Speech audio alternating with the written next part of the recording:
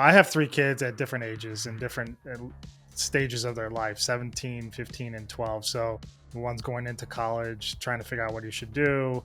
Another one's just starting high school, and another one's in grade school. So they're all using AI. And the teachers are at different levels in which they think they should introduce them.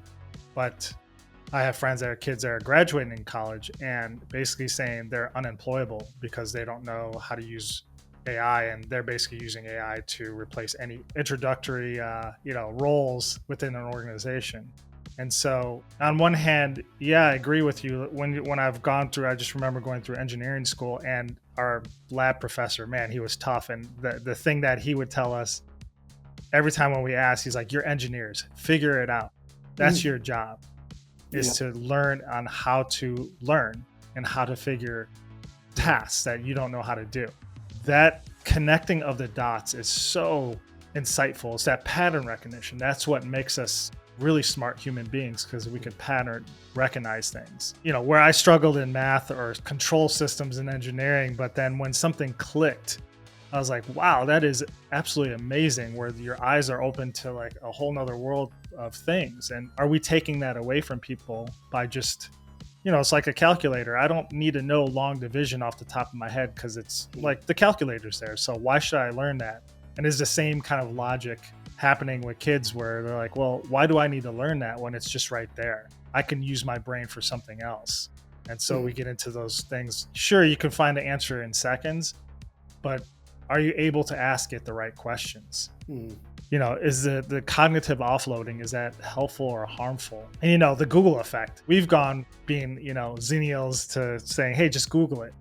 And that's searchable, but now it's Google. Hey, Google it on steroids. I still think like when you used to, like early days of Google, you wouldn't have the AI Google there. You'd have all right, that would be a bit of an achievement as well to say, well, I needed to look at that site and that site and that site, piece them together, come to a middle ground, and then find my answer, or use some critical thinking. But yeah, I mean, that was the start of it. Yeah, it was literally, in the early days, it's like having a digital library. You still had to go through things. You still had to read it. You had research. So there still was that effort. It was just easier where you don't have to go to a physical library and you can find things faster.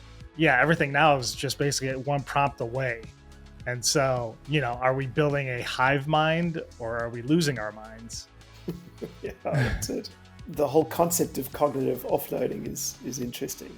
And just sort of, if you think how we can sort of shift mental work onto those external aids, like you were mentioning a calculator or a spreadsheet. And I think another interesting one was GPS, where they actually did studies afterwards and found that using a GPS would take away your spatial reasoning ability, your navigation ability. So people who are used to that, trying to return to navigating by themselves, are like, I don't know how to do this. I'm lost without this GPS. And I think that's where we've got to say, well, all these things like AI systems now that we're using to reduce cognitive load, what is the effect of that going to be? Like, is it helpful, or is it really hurting the whole species?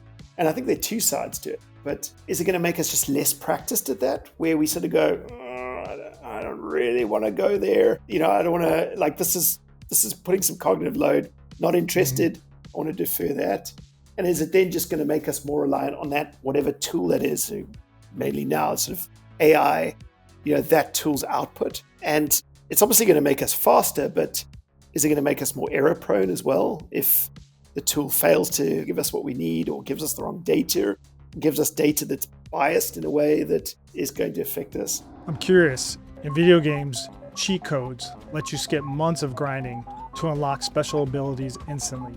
Have you ever wished for something similar for your software challenges? What if there's a way to instantly access 20 plus years of specialized expertise instead of developing it all internally? What if you could solve in weeks what might otherwise take months or years? Would you agree that most organizations face a steep learning curve when implementing new software solutions?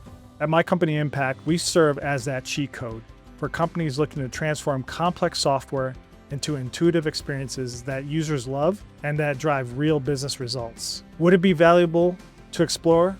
And how might this work for your specific situation? Visit impact.io for a free strategy session focused on your unique challenges.